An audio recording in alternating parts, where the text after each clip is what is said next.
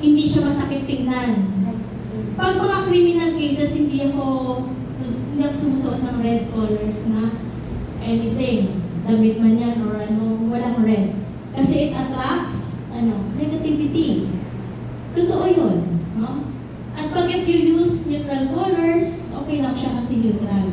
Light green, light blue, orange naman can boost your energy. No? So pag yung kausap mo ay medyo depressed, makakatulong siya kahit paano. Pero of course, kung may uniform kayo, just use your uniform.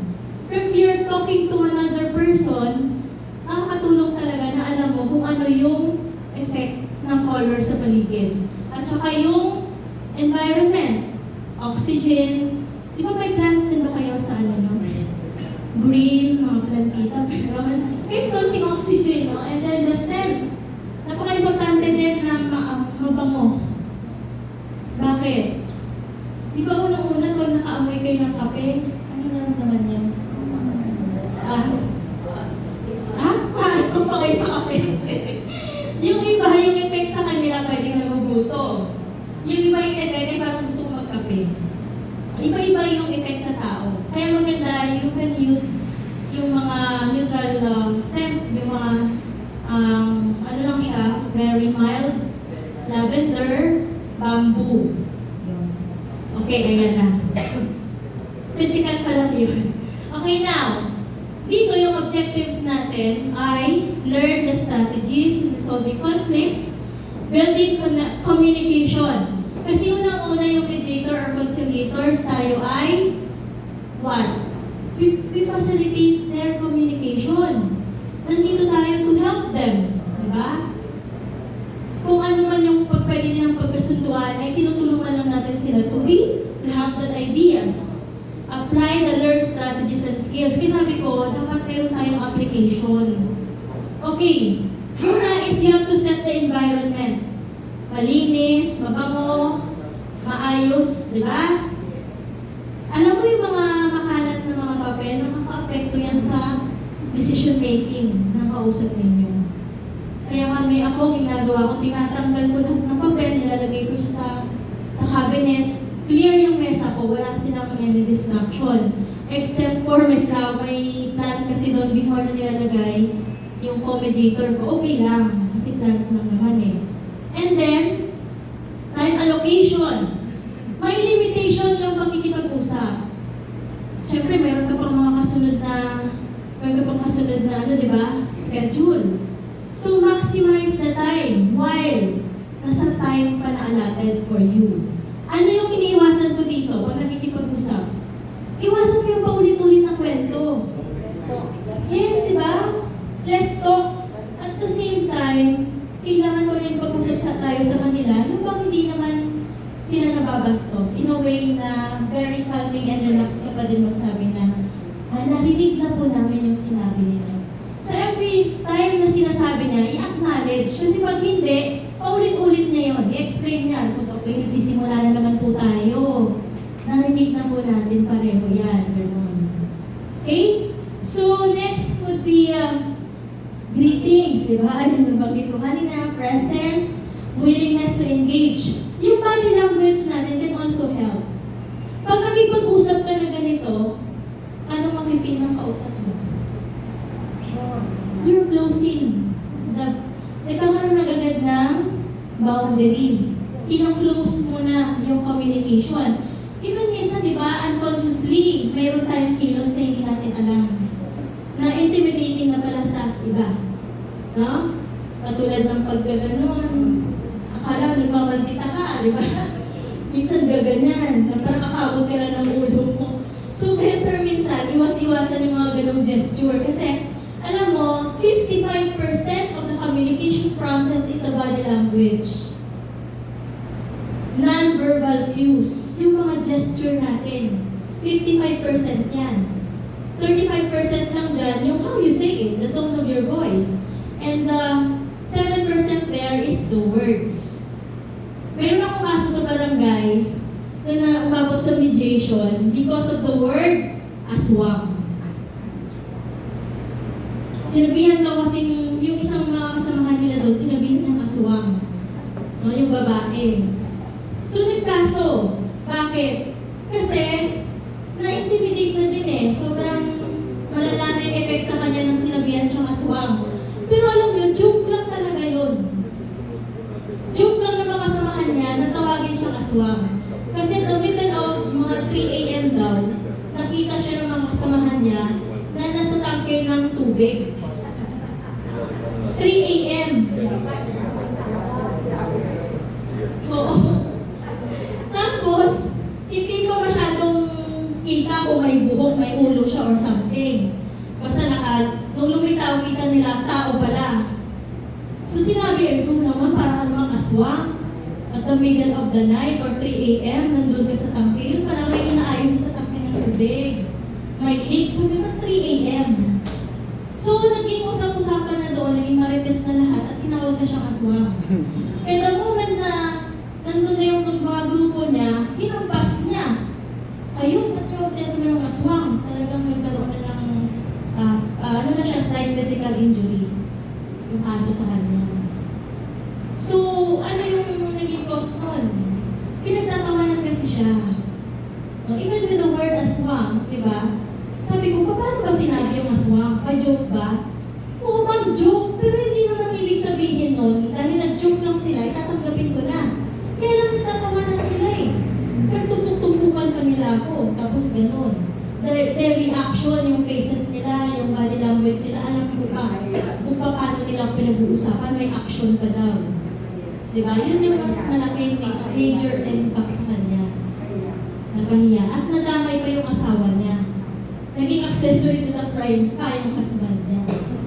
So, nasettle ko yun sa barangay kasi paano ba isa-settle yung sa root cause? So, humingi ng sorry yung mga kasamahan niya, pero nagpalipat na siya ng barangay after that. Nasettle naman siya, pero mas maganda na maghiwalay na lang sila.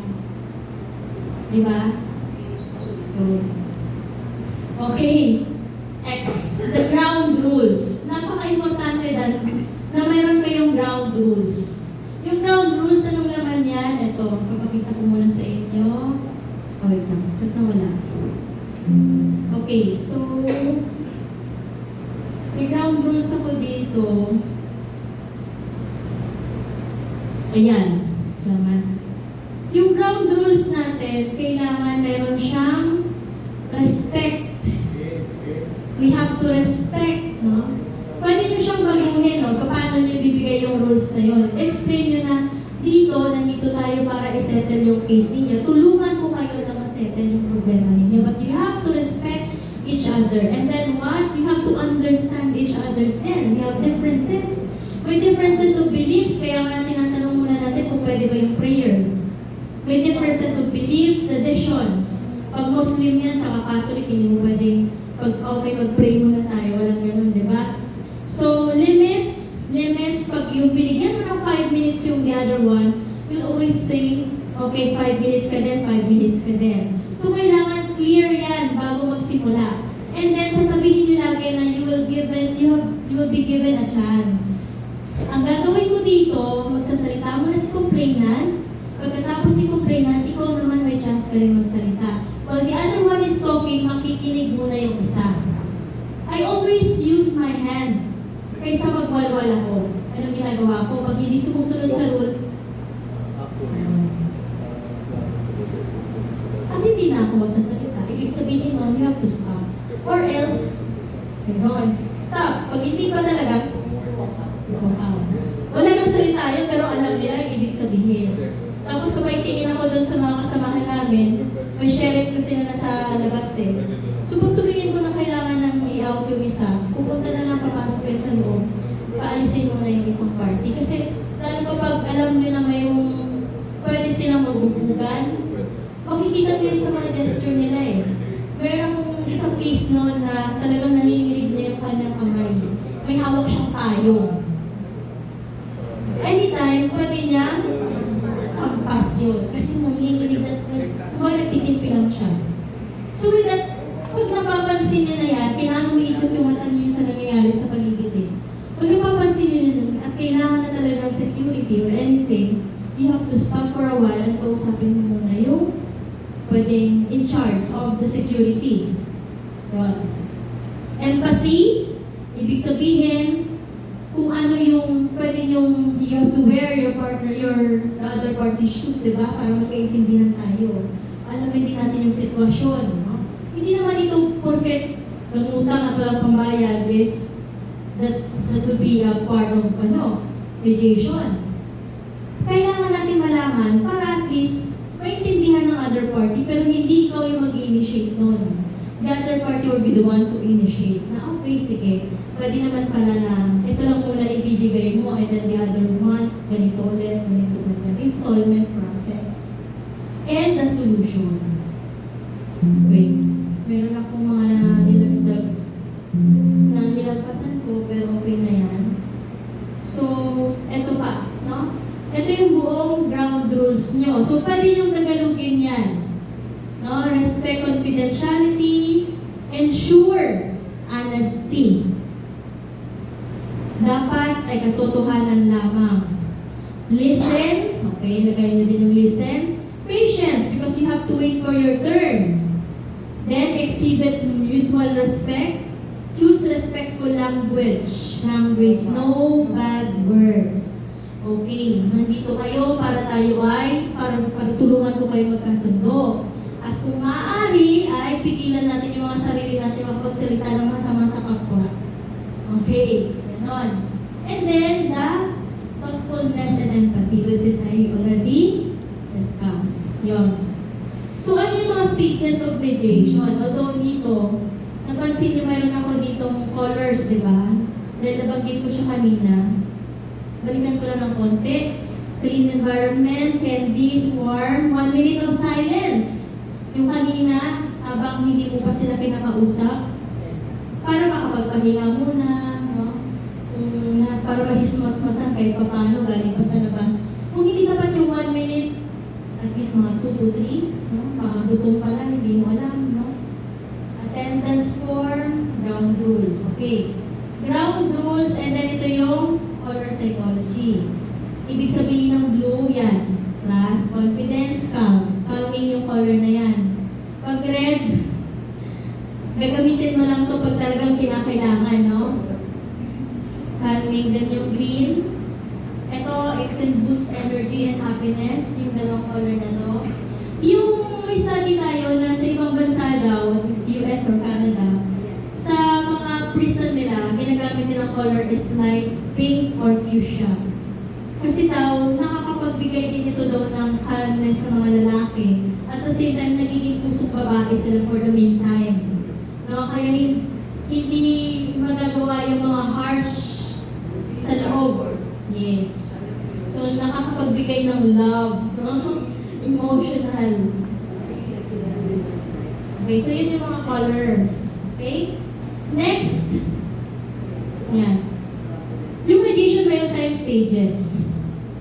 Mayroon tayong sinusunod na stages dyan. It's informal, pero mas maganda na mayroon kang process. First, introduction as a mediator. Practicing nyo na ito sa bahay. Anong pagpapakilala na gusto ninyo? Dapat lang short, at least 1 minute, practicing nyo siya. Hello, ako po pala, si Lupon, pangalan ko ay si ganito, nandito ako para tulungan kayo maayos yung inyong problema. Kung ano man yung pagkakasunduan ninyo, ay ako rin yung tutulong para magkaroon kayo ng amicable settlement. Yun, mga ganong introduction. And then, mediator's opening statement, dito pwede mo na sabihin yung ground rules mo. And then after that, si Party A, yun yung opening statement niya, si complainant. And then after that, isummarize mo yung sinasabi, pwedeng i-rephrase. Kasi pag galit yan, iba yung mga masasabi niyan, you have to filter the bad words. You have to understand the content. Then, kailangan mo laging i-clarify yan sa party na, ma'am, tama po ba yung pagkakaintindi ko sa sinabi mo kanina? Yung sinasabi mo kanina, mayroon kang kiniklaim na lupa. Yun, yung lupa ninyong magkakapatid. At yung sinabi mo, na yun ay binilin sa iyo ng inyong mga magulang. Ganun lang, i-rephrase mo lang siya na walang halong panunumbat or any bad words na sinabi niya during the statement. Or side comments. Yes. No side comments. No side comments. And then next, bigyan mo din ng chance si respondent. Kailangan fair kayo sa pagbibigay ng time. Pag sa tingin niyo sobra-sobra na yung oras, maraming salamat po sa inyong time, maraming salamat sa pagbigay ng statement. And this time, bigyan naman po natin ng chance. Pag mayroon pa siyang isisingit, meron pa po kayong chance mamaya ng pagsalita. Pakinggan muna natin si in a way na hindi naman siya mababastos. And then party B, and then summarize mo ulit. Next, ayan yung sample ko sa sa introduction. So medyo mahaba siya, di ba? Pero you can try sa sarili niyong words to shorten it. Okay? Okay na? Sorry. Okay na yun?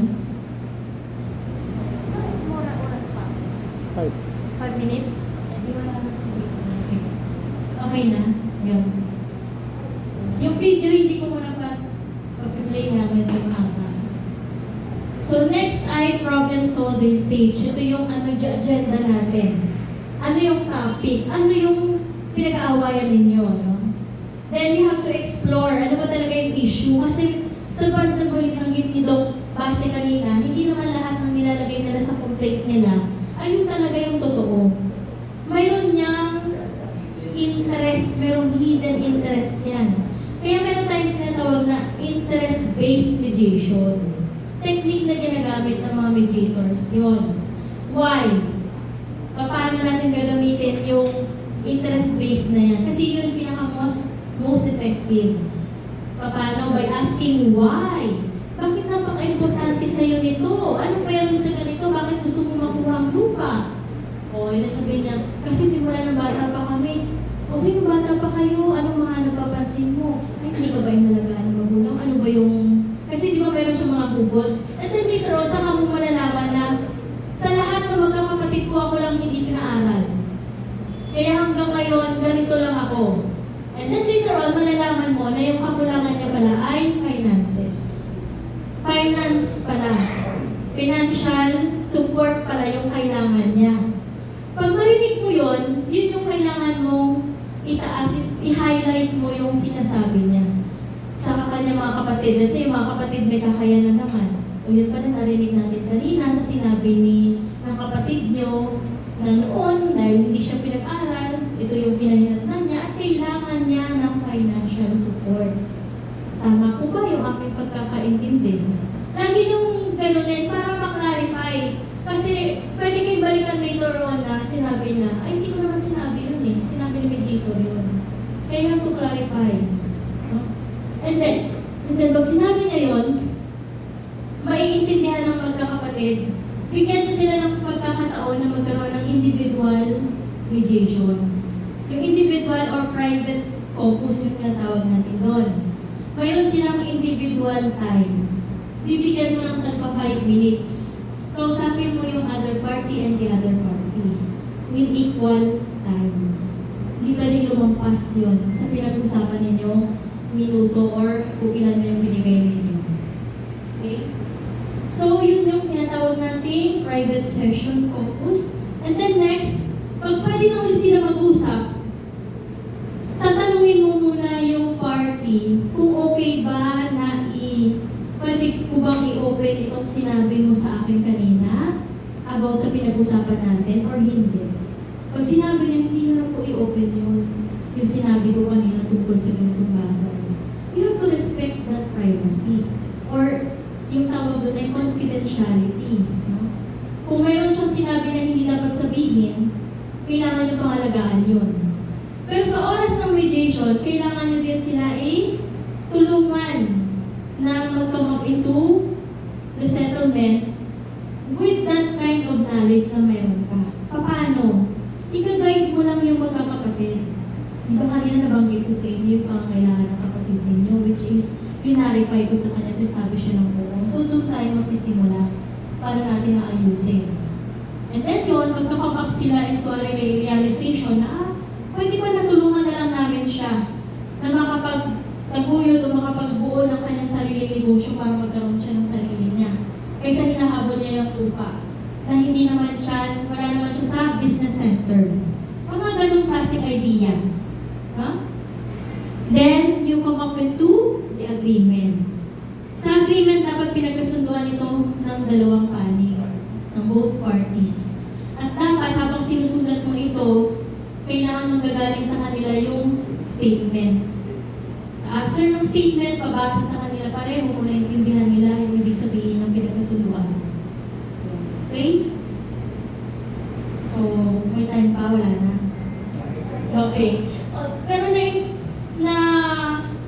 explain ko yung mga bawat process kanina. Ito ay mga techniques na kailangan lang din ninyong gawin, no? Yung, ano nga ba yung mga pagkakamali ng mga mediator, no? Kasi ino-open pa yung mga pastroma, yung attachment issue, insecurity, no, bond, secret or lies. Ito sinabi ko kanina, hindi nyo dapat sabihin yung mga sikreto. And then, what else? Ayun, may sexual intimacy problem. Issues related to that. External stressors, work-related stresses. So, sinabi ko kanina na baka gutom yan. Galing sa malayo, sabihan, pwede ka mag-offer ng something to eat. Kung meron naman, tubig. Diba? Free. Free naman yung water. Yan yung mga mistakes, misjudgment, inflexibility, self-disclosure. Don't talk too much about yourself. It's not about you. It's about your parties. Kasi di ba minsan nagbibida-bidahan yung mga ano, no? May ganun talaga. Oversharing. Don't talk too much. Yun yung assuming. Don't assume. No? Keeping secrets. Okay? Ibig sabihin yung hindi mo tinatago yung sikreto na dapat at nilalabas mo. Ito yung hindi pwede. Okay. So, yan. Sa Friday ba yung next natin? Okay. So, yan. Marami pa tayong pag-uusapan. May strategies pa ako dito. Okay? So, alam ko, overtime na sabi ko sa inyo eh. Isang buong araw ako eh. Okay. So, without naman, marami na rin kayo kahit pa paano takeaway sa mga sinabi ko. Sana maayos na-explain ko na maayos sa inyo. Kasi first time ko siya in-explain ng pabilisan. Okay, thank you. Thank you. Pagpakan naman natin sa Tornadel because ay makukumpleto yan sa part 2 which is sa coming Friday. Friday po, 1 to 5 ulit. Wala kami sa Friday. Nandun kami sa City Hall. Lakbay Saya. Sino wala po? Si Roland Pagalang ako siya. Ay, 5 lang po wala. Kasi wala na po tayo mag-take na para po sa second session. Yun lang ba available sa iyo? Ano na po yun? Sa Friday na talaga po. Kasi po, Mas maganda. Hindi, sa umaga ba yun o hapon? Yung Monday City. Overnight kasi. Overnight. 22. Overnight. Mga 4. Kasi kayo kayo matulog. City Hall po kami. Ay, gano'n.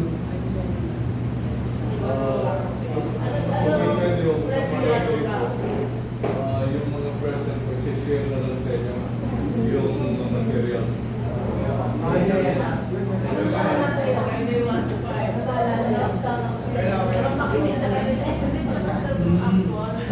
Oo nga. Kailan pa yung next pa? Yung next pa na ulit ko sila. Oo. Yung next one lang may sila kumpleto ulit. Practice na ako. Yung Friday kasi Marami yan. kasi ang plano ng barangay po, yung outing niya sa Friday. Saturday naman po. 23 yun. 23. 23 Sabado. Panso. Panso. Kaya po, schedule ng seminar sa Friday para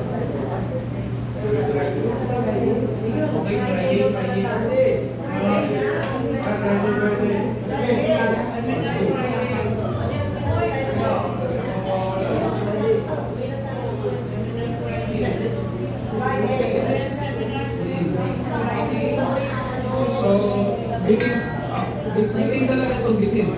So, lagyan natin part 2. Gusto may exercises mo. Friday, 1 to 5 ulit. Okay, okay. Friday, 1 to 5. Tapos ng doctor kasi 1 year anniversary ko.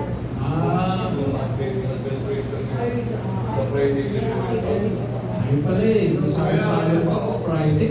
After ng seminar, salo-salo. Sarap. Oo, di ba? Ayos. Friday, 22. Tsaka yung picture daw, sabi ni Doc. Oo, sa Friday meron tayo role-playing. Role-playing. Itutuloy niya ng konti yung nampisahan niya, then role-playing. 2 hours, 2 hours. Picture daw. Okay po, picture tayo. Halika. Ayusin natin, Doc, para Yeah.